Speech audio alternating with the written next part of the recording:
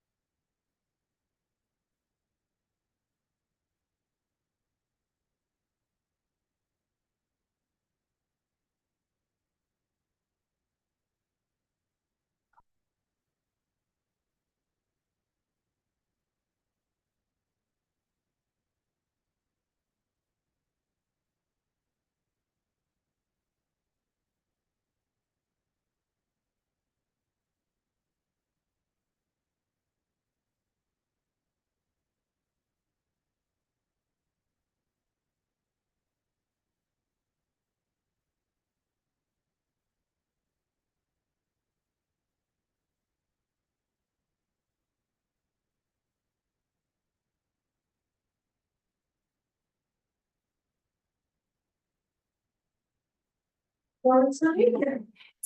Hey, girl. Oh, there she is. Hey, honey. Hey, girl. You got some numbers for me? For this past week. Actually,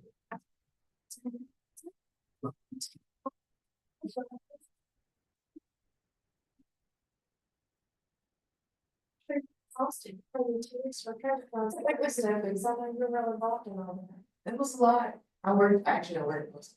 I was gonna say, I bet you did.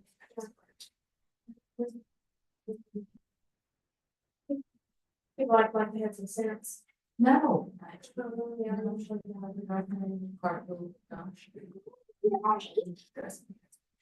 Oh, yeah. His family's probably so proud. He's got his face on one of his scooters. Let me just say, scooters and hammocks are death traps. I agree. But like, stay off the scooters and don't get in a hammock. It's not good. It never ends well. Yeah, just, you don't have to sit in a swinging net. You're not Tarzan. Let's just figure this out.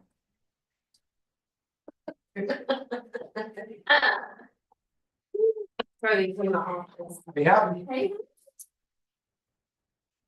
So I have a piece of property that a neighbor of a property I sold said, I told you I'd look you up. And he's like, here's the problem. He said, I told you I'd look you up. And I said, I love that. He's like, I got this land I want to sell, but when I look it up, it's not owned by him on the deed. And the address I look up for him is not anywhere near the property he says he wants to sell. And I'm like, Why are you such a stickler? Okay. I know, right? So many. A combined road. Oh, we are, okay. All right. I might as well just start. Meeting starts at 10, right? Where's everybody?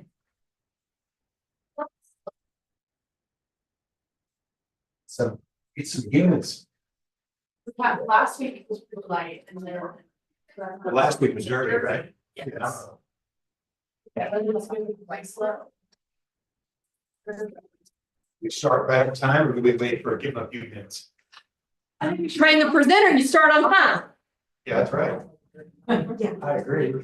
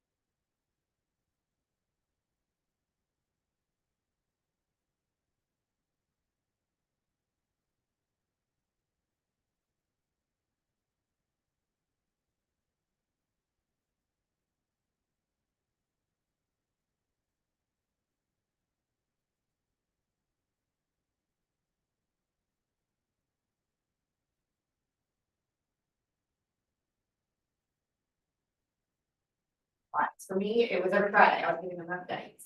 When they're under contract, and even if it's no update, it's just, we don't have an update this week, but here's what we can expect. So, that's just an idea. How do you guys communicate with your clients though?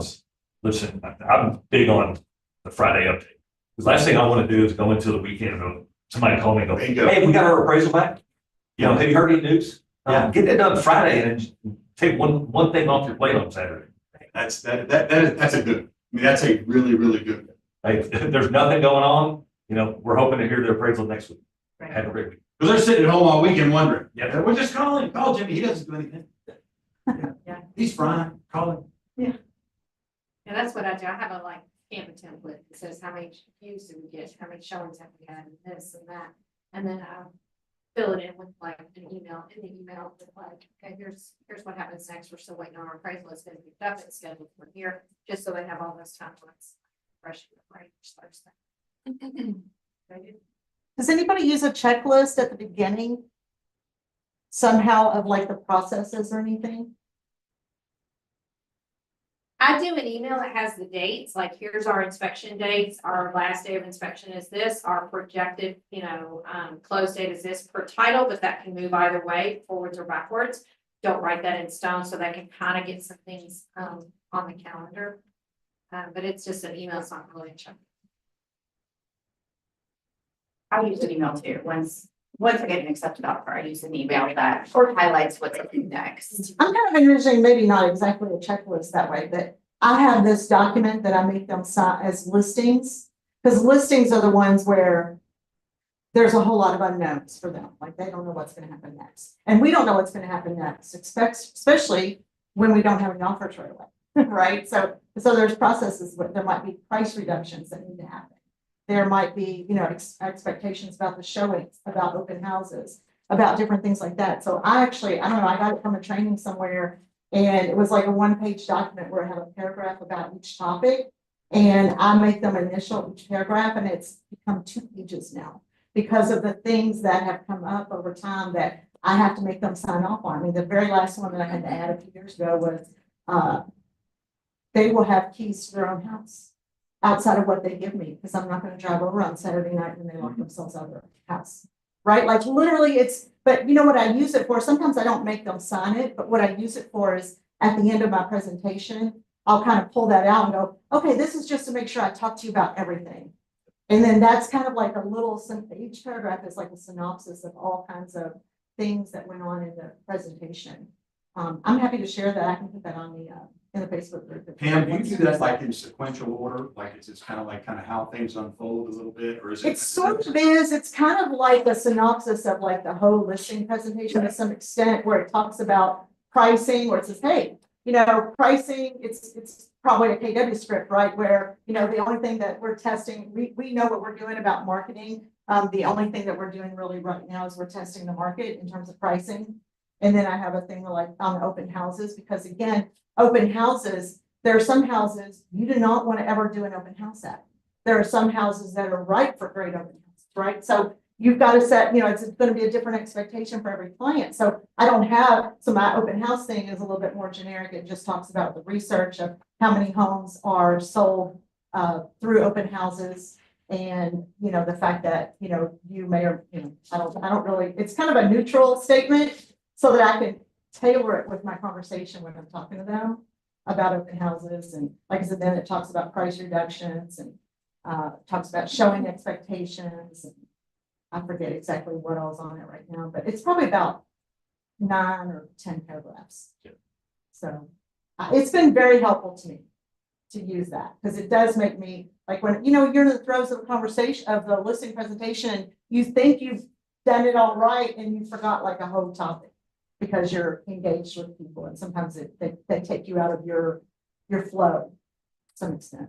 So it's good to have a checklist or something like that to recap. It does kind of go together, in my opinion, to communicate frequently and Yeah. transparently also. And it kind of goes back to what Pam was saying, that, do you communicate that there's an offer coming, or do you wait until the offer's in hand? I personally wait till the offer's in hand. I Just get excited. Yes, we get excited sometimes, so I get it. But it's also, you know, I've had one agent actually that I've been working with in the past week or so. It's just kind of been a nightmare of communication on both agents' parts.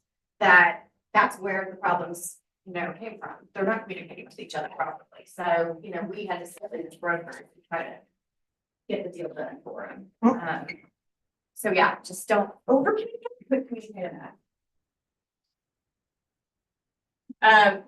So for number 3, educate about market realities. So for me, everybody is used to COVID, and I used COVID 2020, that things have changed since then, you know, and I kind of go into that. I talk about where we're at in the market, how much houses are selling for, you know, where they used to be too. You know, I've been in business 11 years, and I talk about the price of homes were in our market in Indiana, they were $140-something thousand, and now they're, you know, around 250, 260. So I kind of explain all of that to people. I just kind of educate them on that. Sometimes I'll show them in black and white.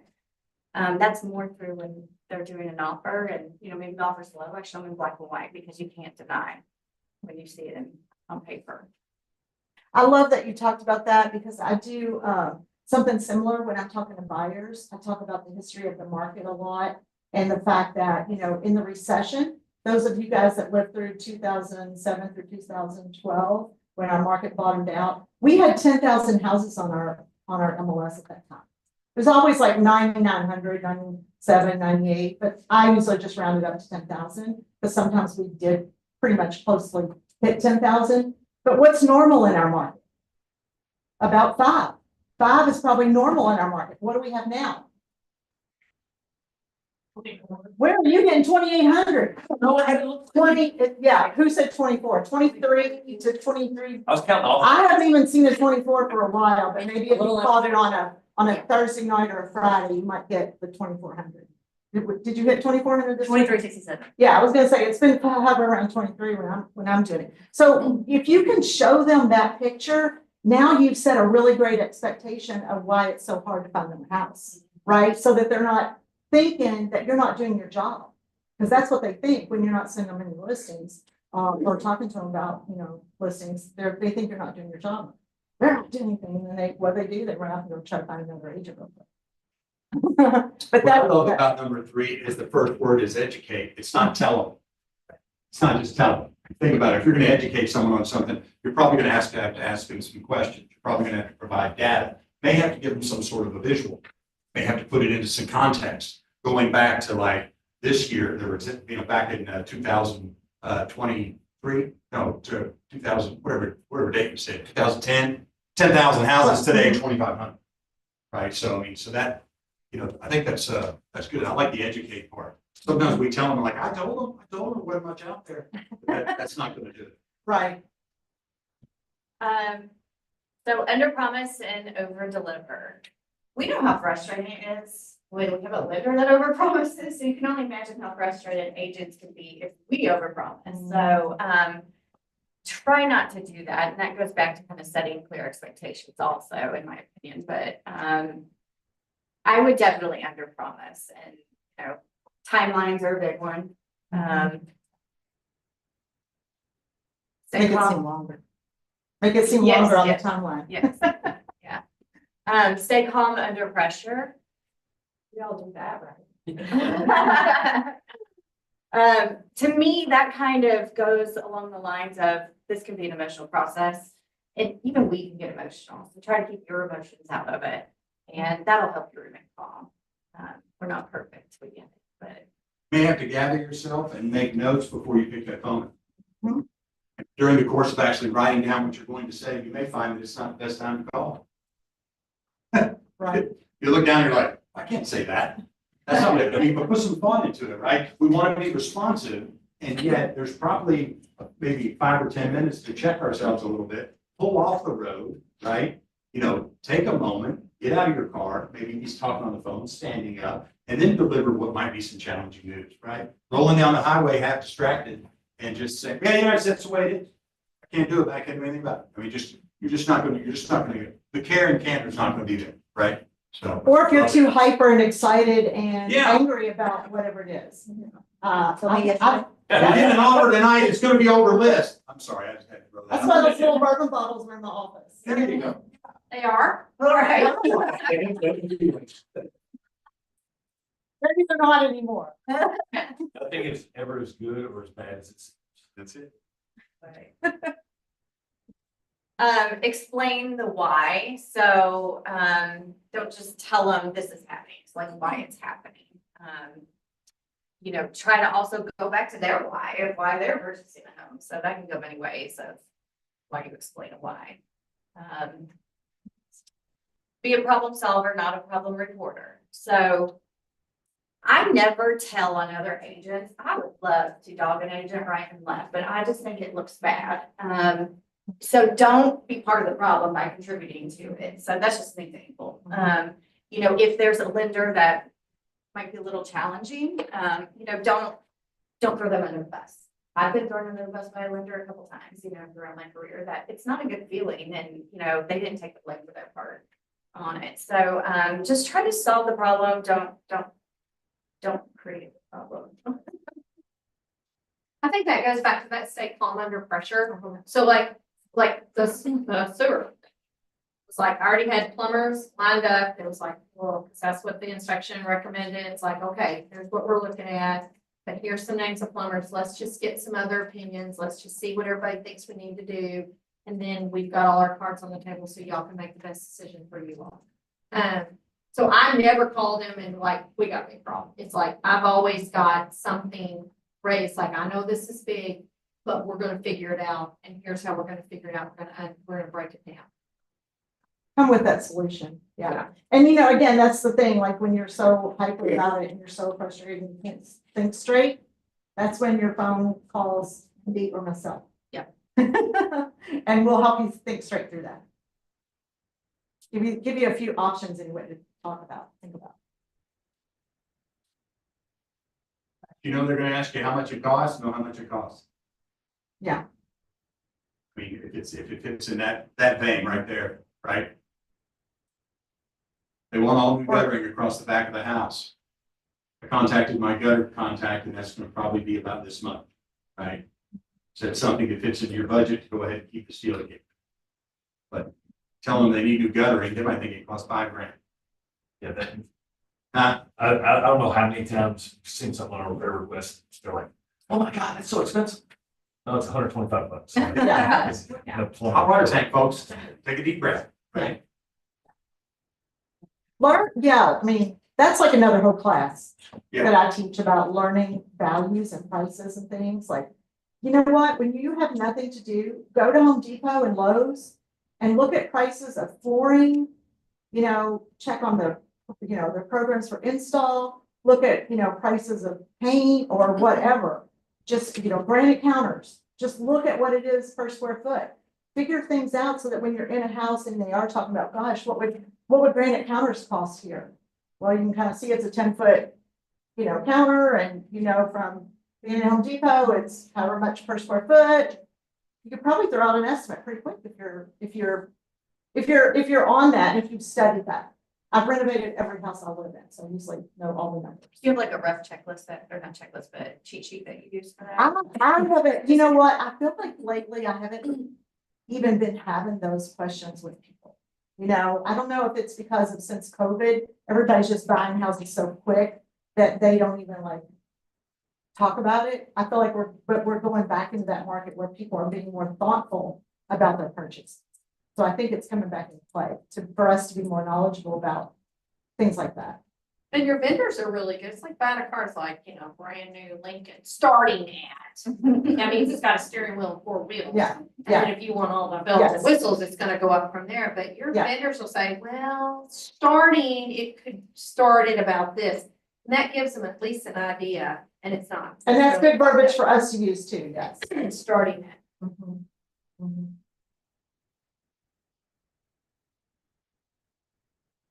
Got anything else? What a moment, what a moment. Sorry, we took up too many moments. All right, okay. 2 for 1 today, tons of value, that's awesome. All right, let's see. Training calendar, okay, so what's new? We've got some classes coming up, tomorrow at 11 a.m. We've got a mastermind for new agents with Katie McDonald and That's going to be a great opportunity. Mastering the CMA, guys, mastering the CMA. That's a mastery is like the highest level that you can get. You're moving into a market where that's going to become super, super critical. You also need to understand everything about the MLS other than how to basically run a home search or how to look up stuff, right? Reverse prospecting, different things like that. Our MLS guys, face it, it's the tool that separates us from just like the minions, right? We need to learn how to use that tool at a super, super high level. And I can tell you this, there are people that get way more out of the MLS than others. And you can literally sit in front of some of your clients and talk to them about the services that you deliver, and they would go, wow, that's super cool. And it's literally something that you get as a member of the MLS. So embrace those tools, and that's obviously something that's extremely important. Okay, see, we've got Master Your Craft coming up with Jade and Jeff. That's going to be super cool as well. Jeff Handful is an amazing speaker, so you're gonna, well, all that stuff's good. But Yeah. Is he coming here? Yes, Yeah. on the 29th. Again, mastering your craft. Are we waking up every day and are we looking for a level of mastery, right? Are we getting to the 10,000 hour rule? Are we trying to become Kobe Bryant of the real estate world? And mastery, if we're early in our career, might look a little different than it looks a little later in our career, but I can tell you that it's a big deal. So, all right. We just added. Oh, Yes, late edition. I just talked to him yesterday finally, so it's gonna be at 11 a.m. on May. 29th. Yes, I'm about Okay. to add it to the calendar and get a flyer from their marketing team too, so Awesome. I didn't know if I should wait until June or just go for the schedule today, so. You've got some, we have our own podcast network, right? The Keller Podcast Network. I've not been here. I've not listened to much of this. Guys, one thing becoming super relevant right now in a world of distractions in our industry as agents, I think we've seen a lot of distractions come down the pipe. We made it through all of the NAR stuff and everything like that. Probably a little residual stuff still swirling around out there. Fortunately, Gary decided to write a check very early on and took us completely out of the game. So wherever it goes from now, right, we're protected at a super high level. And then one of my favorites, Think Like a CEO podcast. Always great nuggets there. If you like to listen to Gary, he's on there with Jay. They do a fantastic job as well. So again, some podcasts there to put on your list of things to listen to. Okay, so every day of May, there's actually going to be some different social media prompts. If you go here, right, and on this link, it's going to take you into, they already have content. They're already curated content for you to use, okay? Super, super important. There's two things that we really, truly need to focus on with social media. Now, hold on. Would everybody agree that every real estate agent has a Facebook account? Would you be surprised to know that there's a very, very, very small percentage of real estate agents that monetize their Facebook account? monetize it, is it lead generation or monetize it like? Turn it into commissions, right?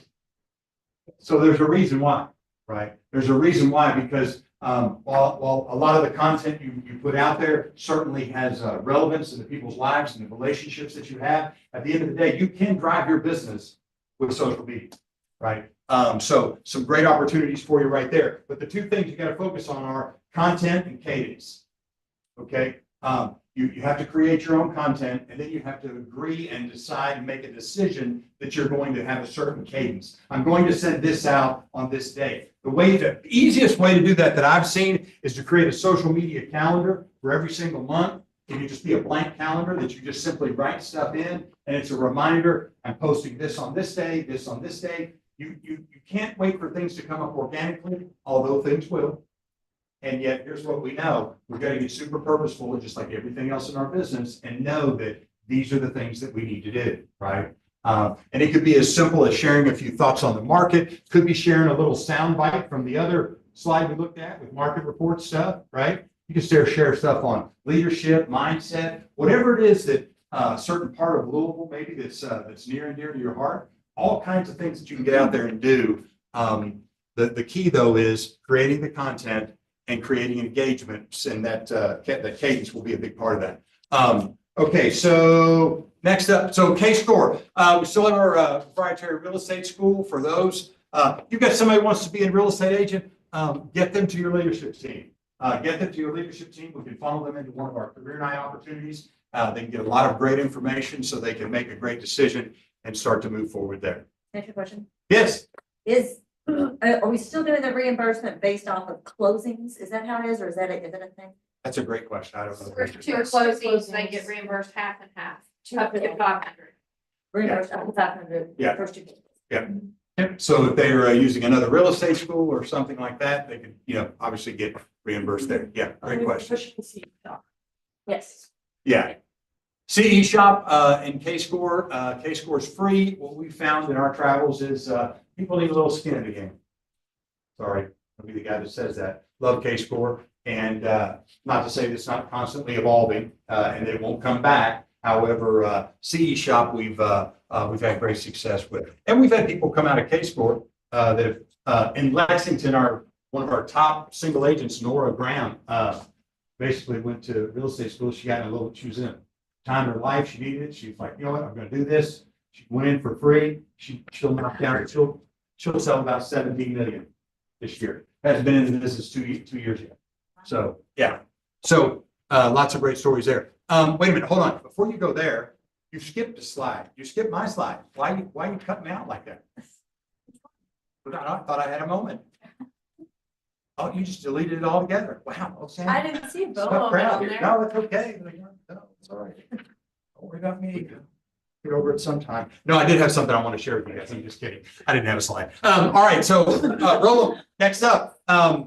So again, we talked about KW Cares Month 2025. In honor of Mo Anderson's 88th birthday, we've set a goal as a company for each market center to raise $888 for fundraising for KW Cares. So, And you have a chance to. yep, got a chance to win a coaching call with Mo. We also, I think the next slide shows, if anyone donates $25 or more on Mo's actual birthday, entered into a drawing. We're going to draw eight names to receive a copy of her book as well. We can go back. If everybody wants to take a picture of that QR code to donate to KW Cares, it'll take you to the link to the website where you can donate and make sure that they keep track of how much you donate. And at the end of the year, literally send you something so you can write that off your taxes for that piece. All right, let's see here. Oh my gosh, just when you thought it couldn't get any better, Lauren is here from Fisher Homes. Come on up, Lauren. So she's like, yeah, I've been sitting back here for 3 hours. No, I'm kidding. So guys, when I got into real estate back in 2010, I got into real estate to sell new construction. You talk to some people about 2010, 2009, and they'll tell you like the blood was running in the street, right? We were building spec homes at 800,000 and selling them before the sheetrock was done. And one of the things that was driving that is because inventory shortage. We just did the whole 10,000 to 2,500. Remember, the only reason why new construction didn't pull us out of this available inventory shortage is COVID. Manufacturers shut down. We couldn't get wood. We couldn't get drywall, different things like that. So understand, in this inventory starved market, and remember, there's always the same amount of inventory. It's available inventory, right? So if you're feeling that, new construction is your opportunity. If you're not selling new construction, if you don't understand the process, if you haven't partnered with a great builder rep, you're actually you're missing out on some opportunities for some of your clients because the people that have to move and have made a decision, they will look at new construction as an option. Okay, don't be intimidated by it. Don't be intimidated. And you guys do a great job. You love real estate agents. I used to be one. Oh, well, there you go. Right. She still is one. All right, at heart. So anyways, I'm going to turn it over to you. All right. Thank you so My much. pleasure. Okay, how many of us have worked with Fisher before? Okay, great. Matt. Fun experience, good experience, recent, sales counselors were great, that's what I am, sales counselor. I have been with Fisher since August, I was a realtor for 5 or 6 years during the COVID from 2015 to 21. So I love your else hustle, I get it, been there, done that, got the t-shirt, all the things. Fisher, we love our agents. we honor your buyer's group, whatever that is brand new, so those of us that have worked with us before, whatever you're doing now is what we have to honor, cap 3%. If you're working with people that are considering maybe they have a hint, I want to look into new construction with Fisher, you have to procure the lead to be on the deal. So if you're just shooting me a text, hey Lauren, Sally and Jan are coming over, just heads up. So when they show up, we know that they're attached to him and you'll get paid. We want you to get paid. We love our realtors, okay? We have 17 communities towards Indiana. Anybody dual licensed? How many communities? 17. 17. Good night. Yeah. Okay. So 4 in Southern Indiana, the rest are over here. Bunch in Bullock County, we have 4 in Mount Washington, we have 1 in Shepherdsville, bunch in Glen Mary area, 2 or 3 there, and then we have East End. Gravel Run is by Polo Fields, then the States of Woods Fork is our masterpiece designer community, which is going to be 500s and up. That's an open later this year. Where's that open? But that one's off of Old Henry that way. We have a design center that's local, so we have our design appointments there, and I always encourage my realtors to join and walk in. But I will take your buyers to the design center before their design appointment and make sure they are more fluent and it's not just decision fatigue when you get like, oh my gosh, I can pick out the color of the toilet handle, like what if this is so much. So we go before, very easy, very seamless. I love what I do. This is exactly what I miss from being a realtor. Working with your clients is super fun. It's a very enjoyable experience for me. And I want everybody to have a great time. And it's a big deal. I understand it's a very big emotional deal to buy a house. So, what else? About 6 points. Okay, yes, Yeah, okay. y'all need to. Yes, so we have market homes. We're building market homes all the time in all of our divisions. We have incentives with using our partner under Victory Mortgage. They're very competitive. I think they're really tough to beat, but we offer incentives on certain market homes to get 6.5 down in rate. So whatever it was 7, can be give like 5.75. We had a 4.75 a couple weeks ago. I mean, take advantage of those. I can send you market lines every week if you all want them. I would be happy to do that for you all. And give like a little insider on like what's coming up in the next couple of months. Some of them aren't listed just yet. Because they're not. Thank you. So yeah, take advantage. We have most of them for contract to build 6 to 8 months. 2 points are usually for that as an incentive, and then we have certain selections incentives usually monthly that changes. And then we have some that are 4 and some that are 6. So a lot of 6s. So take advantage of those for sure. Anything else that I have one question on my head, but go ahead. That's a quick question. So my home market is Lexington. Mhm. And one of the things that we're seeing there is there was a time when the resale, right, for all intents and purposes was considerably less than the new construction home, right? A lot of that due to supply chain and just the cost of materials and things like shortage, can't get vinyl, whatever it might be. And now we're starting to see that gap close, right, a little bit. Is it the price of new construction is coming down, or is it just the shortage? We're also seeing more builder incentives. Yes. Like Ball Homes is our big player in yeah, Southern Kentucky. And we're starting to see more incentives, some free stuff, some sizzle, and they're building at a much faster pace because I think they can get more materials. Yeah. So are you guys seeing anything with regards to the gap between new construction and resales? We are still trucking away. I mean, we've got a ton of market homes coming up and Okay, good. and we've sold new communities out. It's like a spec home, market home, Yes, spec home. yes, Okay, exactly. yeah. So we design it, we do all the things, and then somebody else comes in. We have new developments coming up in a couple different areas. I don't know if anybody is E-Town. It's Yes. we coming. So at what point, Lauren, if you're already building a home, at what point does a buyer need to get in so that they have some options like on paint colors or flooring? At what point, if they don't get in at the ground up and pick their lot and all that, at what point can they get in and still have some choices when they're building a little more custom? The designers are very good at what they do. We can't really make changes once we design the home, set it for permitting, and that's the house we have to build. We might have some leniency. I don't want to promise that, just you all heads up. It's like $260 to try to change something. So it's gonna be more expensive to be like, I just want different paint, like, than just do different. You can get in there before they dig the hole, you can pick anything you want. Okay, And that's what I want to clarify, because I know sometimes it is that, and sometimes it's like, well, if we're still framing, you could pick, paint colors, or, and you can pick the front of your cabinet, but you can't pick like where the cabinet's going. Case by case, work with Lauren, I'll help you out and do that for everybody. Which subdivision are you in? I'm in Shepherdsville Sanctuary at Mallard Lake. So we have all the different, the collections is Fair Patio, which is the 2-unit patio homes. We take care of everything outside. We do your yard work, paint, exterior, air wall. Then we have our regular single family, which is Maple Street. And then our designer, which is more elevated, more bougie. So Maple Street, you're gonna get more for the money, more house. for the money. And then you get to pick all your bougie stuff and designer. Anything else? I don't want to take up everybody's interest.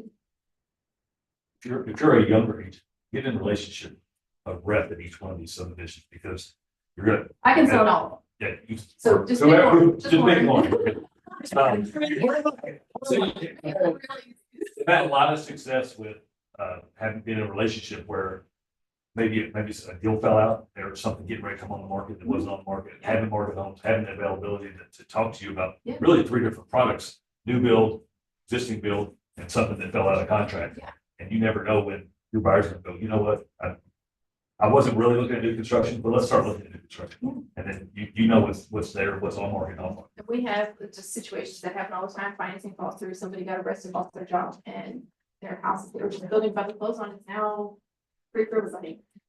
So it's a very unfortunate situation, but those things do happen. But definitely keep in touch with me, everybody. I'll give you all my card. Thanks. I want to help everybody. New construction also a great opportunity for people that have a house to sell. They'd like to get it sold. They'd like to get that taken care of, and want to know exactly where they're going to go. You know, you have to juggle with it, maybe time or something. Could be a storage and an executive rental. So, you know, with shortage of inventory, that's actually a much safer bet than just like hoping something comes on the market, right? So keep that trained ear. I can also tell you that driving them through a new construction neighborhood is not showing them new construction. Right, and not stopping. Setting up time, meeting with a rep, understanding the vision of what it's gonna look like, because sometimes it just doesn't look super awesome. You got all the silk fence around, right? We got some construction going on. You know, one yard is perfect and the lots next to it are empty and got gravel on them or whatever. I mean, so just give them the full picture, because there's some benefits. Most of the time, the rapid appreciation that you see in new construction, it's on the cost of the lot. I mean, you can go in a year and the lot, we're probably going to increase like maybe 35 to 50 grand. When we go from phase 1 to phase 2, I mean, the lots go up. So, you know, there's a lot of that quick equity that can happen too. So, yeah. And they have control over their price point. So my job is to make sure if you're saying I'm gonna spend 500, like, hey, this is what we're doing, and you are putting every single thing that you want in there, but I'm gonna hold the horses, like, hey, we're reaching that, what do we want to fall back on maybe? So it's very a la carte. You want final plank throughout. It's gonna be a big expense, but we're very transparent with that. We want you to know. My job is to make sure when we're building out your house, it's exactly how we want it before you go to the design center and you're just like, man, it's $20,000 more than I thought it was gonna be. I don't want that. It's very comforting to do this really big thing. I want to take care of your buyers. You're welcome to sit with me in the appointments and take about an hour and a half-ish, because I'm very, very thorough. I want to know everything, I want to know how many dogs you have. I want to know about mammal that's going to visit sometimes, like, what can I do to make this experience the best experience? Like you brought up before, earlier about the reach or the canned food drop thing. Okay, and you're just checking in like, hey, I'm not calling about a house. I have buyers like that. They're not ready to buy. I'm maintaining those relationships. Come on, Becky, how the scans go. I heard you like going through notes, following up. She's doing much better. Cancer's still here, but she's doing much better. Like those are the things. I had a guy had his knee replaced a couple weeks ago. John, how's it going? Well, I'm not ready to buy it. No. Not about the house. I want to know how you are as a human. Like, tell me. So that is my passion. I've been meaning to do this forever, so I'm going to do this until I die. So anything else I can help with? I'm in Shepherdsville. 5 days a Are week. you in that model home right in front? Is Magnolia, yes. Yeah. Newly renovated. It's pretty. Just sounds like it. Pretty little house. Yes, yes, a lot of options that we can help with, happy to help with. Also, I need realtors sometimes, so if I call you, I might have somebody that's like, hey, do you know anybody? I want to know you guys. So, give me calls, all the things. Let me help you both ways. Cool? Cool, keep going. Appreciate it. Thank you. All right, team, I think that wraps us up. Is it, what do we got? What do we got next? Have I need? Oh, oh, It's, it'll be active tomorrow night. It's 3-2 in Sellersburg. New roof, new gutters, thanks to the hail, new paint, new floor throughout. 275 Dover Woods, great starter home, fenced in backyard on a corner in a cul-de-sac. Should go really. Corner lot? fast. okay, nice. Yep, Clark County school system, 'cause it's on the other side of the road. So we're very, yep, so there. Yeah, they're voting on a big tax today. All right. Anyone else need something, have something? Condo on the market with speaking, 2-bed, 2-bath, 1,442 square feet. First floor priced at 247.9, right behind the original VA, so it's tucked away up in the hills and the trees. It's really picturesque little community, so 59 units total. And the swimming pool, but to be clear, it's just a really large cold hot tub. They call it a swimming pool. Okay. Cold hot tub. That's something, yeah, that's very unique. All right, awesome. Anybody else? Okay. Fantastic. Thanks for being here, everybody. We appreciate it. If you're around, if you're in the house around noon, I'm going to be teaching a class on conversations and dialogues for real estate in this market. So I'll be here if you would like to be here.